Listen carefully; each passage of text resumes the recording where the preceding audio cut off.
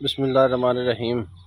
मेरा तारफ़ मैं मुहम्मद आफ्ताब मौजदुल्ला अकूका तो अज साड़ी एक हम्बल रिक्वेस्ट है जनाब मियाँ आलमदाद लालिका साहब और मियाँ आतिफ मतियाना साहब।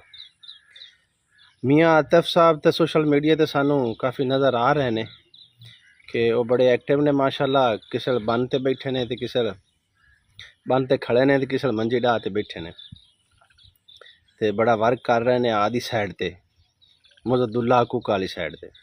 लेकिन बस साड़ी बदकिस्मती असी दरिया के दूसरी तरफ तहसील बुरे आला जिला बिहाड़ी वाली साइड ते हैं ते साढ़े तिकर आमना उन्होंने काफ़ी मुश्किल है, नहीं आ सकते। तो चलो माशाल्लाह उस साइड ते वो काफ़ी काम कर रहे हैं, वेख ते बड़ी खुशी होती है। तो मियाँ आलमदाद लालिका साहब नूं तो शायद असी इश्तिहारां ते उन्होंने शक्ल वेखी होवे ते असी आदे इलाके च उन्होंने अज ताईं नहीं वेखा। लेकिन खैर उन्होंने वोट लवन भी नहीं आते तो ना ही उन्होंने आना चाहिए कि इतने उन्होंने भाई मौजूद ने मियाँ सईद खान अकूका साहब और भाई लाल खान अकूका साहब, मियाँ उस्मान खान अकूका साहब। असी उन्होंने मुजारे रियाया तो असी उन्होंने हुक्म की तामील करने हैं तो जो सानू फरमेंदे हैं वो हो जाता है। तो अज हंबल रिक्वेस्ट इस अवाम की यह है कि अज इस अवाम नूं तुहाडी लोड़ पै गई है। ये अवाम किसी मसीहा की मुंतज़र है, इस इलाके की अवाम।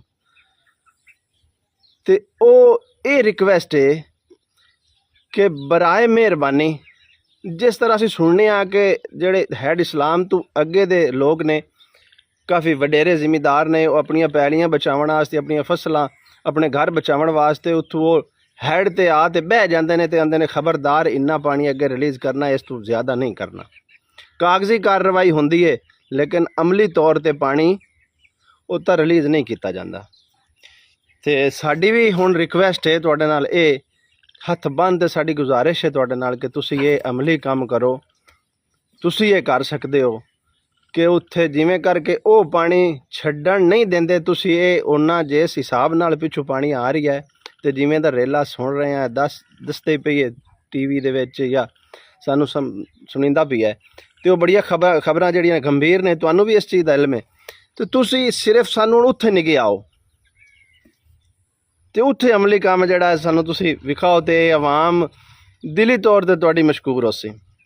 उत्थे तुसी जिहड़ा है पानी दे जिहड़ी अगे निकासी है उस नूं यकीनी बनाओ कि पानी जितना आ रही है उस हिसाब नाल पानी अगे जावे। जे उन्ना पानी की रोक कर लई तो फसलां तो साड़ियां अगे नहीं रहियां तो राणे साडे घर ही के नहीं। तो हुकूमत की तरफ इमदादां तो सानू की लभणियां तो असी बड़े जलील हो जसां तो फिर सानू दुख उसी होर असी कर तो की सकने तुहाडा।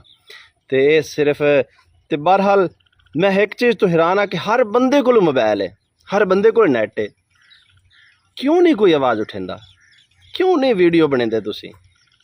चलो खैर तुसी नहीं बनेंदे, असी ये कोशिश कीती है तो तुसी इसनूं ही शेयर कर दिओ ताकि मियाँ साहब ताईं पहुँच जाए, मियाँ आतिफ साहब ताईं पहुँच जाए तो अपना कोई जड़ा है मामला हल होवे तो सारे दोस्तों का भी फायदा है। पानी जिस हिसाब नाल पिछू आ रही होवे उस हिसाब नाल अगर रिलीज़ होवे चलो कुछ बचत होवे। जे अगर पानी की रोक हो गई तो फिर तबाही तबाही है। तो लिहाजा मेहरबानी वीडियो शेयर कर सो।